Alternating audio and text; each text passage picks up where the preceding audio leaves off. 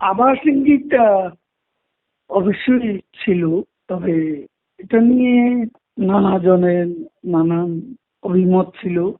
এটা আসলে কি ধরনের পরিস্থিতি সৃষ্টি করছে সেটা নিয়ে আইন শৃঙ্খলা বাহিনী, সেনাবাহিনী, তারপরে সিভিল ব্যুরোক্রেসি, আমাদের পার্টি, এমপি, মিনিস্টার অনেকেই ছিলেন এবং এ ধরনের বিষয়ে আলোচনা হয়েছিল। তবে একেবারেই 5ই আগস্টে যেভাবে একটা বিস্ফোরণের মতো পরিস্থিতি সৃষ্টি হয়েছিল অত্যন্ত অর্গানাইজড ওয়েতে, সেটা সেভাবে চিন্তা করা হয়। আমার মনে হয় না ইন্টেলিজেন্স এটা বাস্তবতাটাকে যথাযথভাবে বোঝাতে সক্ষম হয়নি। যখন আপনাদের সরকার পতন হলো, আপনি ব্যক্তিগতভাবে কোথায় ছিলেন? আমি আমার বাসায় ছিলাম, সংসদ ভবন এলাকা। আমি এর পাশের বাসায় আমি ছিলাম। যখন ঢাকা নগরী অভিমুখে বিভিন্ন দিক থেকে মিছিল আসছিল এবং এটা তাদের একটা আক্রমণাত্মক মনোভাব, আমি বাইরে যাওয়ার সুযোগ ছিল না। সংসদ এলাকাতেই আর একটা বাড়িতে আমি আশ্রয় নিয়েছি। একটা পর্যায়ে বৈষম্য বিরোধী ছাত্র আন্দোলনের নামে যারা সেদিন এসেছিল আমাদের বাসা বাড়ি আক্রমণ করতে, অনেকে ভাঙচুর লুটপাট করছে, একটা বিভৎস অবস্থা। একটা পর্যায়ে এরা যখন সারা ঘরের সবকিছু লুটপাট ভাঙচুর করে শেষ পর্যায়ে তারা এতক্ষণ ধরে আমার ওয়াইফ তাদেরকে বাথরুমের দরজায় দাঁড়িয়ে বারবার বলছিল আমি অসুস্থ। তারা প্রথমে বিষয়টিকে বিশ্বাস করে তারা অগ্রসর হয়, কিন্তু শেষ পর্যন্ত আমার কাছে যেটা বাস্তবে দেখলাম, ভিতরে যে কমন এবং বেসিন এটা তাদের টার্গেট, সেই জন্য তারা জোর করে ঢোকার চেষ্টা করছিল। তো আমার ওয়াইফ আমাকে জিজ্ঞেস করলো কি করব, আমি বললাম খুলে দাও। তাদের মধ্যে একটা বিভক্তি দেখলাম। একটা গ্রুপ বলছে যে না, ওনাকে জনতার হাতে তুলে দিই, আবার কেউ কেউ বলছে সেনাবাহিনীর হাতে তুলে দিই।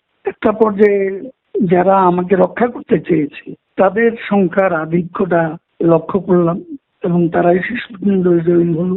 তারা নিজেদের একটা শার্ট আমাকে দিল, মুখে কালো একটা মাস্ক এবং তাদের যে বাংলাদেশের পতাকা নিয়ে যে ব্যাজ সেটা লাগিয়ে আমাকে নিয়ে জনস্রোতের মধ্যে বিপদ মুক্ত হলাম একটা পর্যায়ে। বাংলাদেশের সেনাবাহিনী একটা বিরাট লিস্ট প্রকাশ করেছে যে যারা বিভিন্ন সেনানিবাসে আশ্রয় নিয়েছিলেন বলে।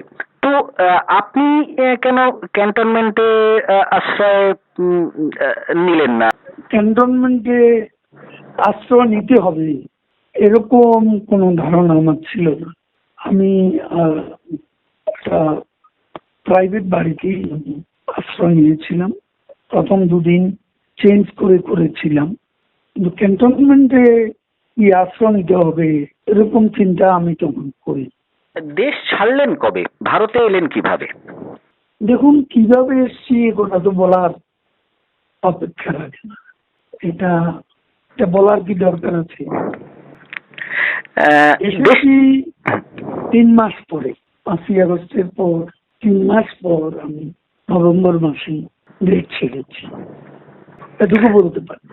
আচ্ছা, আপনারা জুলাই থেকে অগস্ট পর্যন্ত এই যে কোটা বিরোধী আন্দোলন হচ্ছিল সেগুলো আহ, আহ, দমন করতে আপনারা যে সমস্ত পদক্ষেপগুলো নিতেন সরকার থেকে, সেখানে কি আইন শৃঙ্খলা বাহিনীর শীর্ষে স্বরাষ্ট্রমন্ত্রী একাই সিদ্ধান্ত নিতেন, নাকি আপনারা দলগতভাবে বা সমষ্টিগতভাবে সিদ্ধান্তগুলো নিতেন? দেখুন, আইন প্রয়োগকারী সংস্থা তারা স্বরাষ্ট্রমন্ত্রীর অধীনেই কাজ করতে এবং আমরা আমাদের দলীয়ভাবে, আমাদের মূল দল সহযোগী সংগঠন, আমরা সতর্কভাবে বিভিন্ন জায়গায় সংগঠিতভাবে প্রস্তুত থাকতে আমরা আমাদের নেতাকর্মীদের নির্দেশ দিয়েছি। আক্রমণ হলে আমাদের তো প্রস্তুত থাকতে হবে। 4 আগস্ট শেখ হাসিনার সঙ্গে আপনাদের কয়েকজন শীর্ষ নেতার একটা গুরুত্বপূর্ণ বৈঠক হচ্ছিল বলে জানা যায়। তো সেই রাতের বৈঠকে কি হয়েছিল আসলে? সেটা তো বৈঠকটা প্রধানমন্ত্রীর বাসভবনে। এইভাবে দফা দফা তো বসা হয়েছিল অনেকবার। মোটামুটি সর্বশেষ রাজনৈতিক পরিস্থিতি নিয়ে আলাপ আলোচনা হয়েছে। জাতিসংঘের প্রতিবেদন বলছে যে ওই জুলাই আগস্ট মিলে অন্তত 1400 মানুষ নিহত হয়েছেন। এটা বিরাট সংখ্যক মৃত্যু। বেশ কয়েক মাস কেটে গেছে, তো ব্যক্তিগতভাবে আপনার এবং দলগতভাবে আওয়ামী লীগের কোনো অনুশোচনা হয় না? ভুল স্বীকার করে ক্ষমা চাইবেন আপনারা দেখেন, বাংলাদেশের মানুষের একটা কাছে? কথা আমি বলি আপনাকে, ঘটনার বিশ্লেষণে আমাদের ভূমিকা নিয়ে কথাবার্তা আছে। এটা আমরা যখন দেশে গিয়ে দেশের অভ্যন্তরে যখন শান্তিময় স্থিতি আসবে এবং আমরা দেশের মাটিতে রাজনীতি যখন করতে পারবো, রাজনৈতিক কর্মকাণ্ড যখন আমরা পরিচালনা করতে পারবো, যদি কোনো ভুল হয়ে থাকে, মানুষকে নিয়ে আমাদের রাজনীতি, এদেশের মানুষের কাছে ক্ষমা চাওয়ার বিষয়ে আমরা কখনো পিছিয়ে থাকতে প্রস্তুত নই। ক্ষমা চাওয়ার বিষয় দেশের মাটিতে, দেশের বাইরে থেকে আমরা ক্ষমাটা চাইবো কেমন করে? আপনি দলের সাধারণ সম্পাদক হিসেবে আপনার দায়িত্ব পালন করতে এখন শুরু করেছেন। মনে করতে আমি যে কথা বলতে শুরু করেছি, এর আগে আমি কথাই বলিনি, এখন আমি কথা বলছি। মানে সাধারণ সম্পাদক হিসেবেই তো, মানে আগে যে পদে আপনি দীর্ঘ 3 বারের ছিলেন। কি পরিবর্তন কিভাবে হবে? পরিবর্তন হবে, আমাদের সময়ও আসেনি। আমাদের সম্মেলন হয়েছে, এটা ত্রিবার্ষিক সম্মেলন। সম্মেলন হয়েছে 3 বছর পূর্তি হবে আগামী ডিসেম্বর। সেদিক থেকে আমি এখনো দলের সাধারণ সম্পাদক। আমাকে দলীয় সাংগঠনিক কাঠামোতে কোনো পরিবর্তন আসেনি।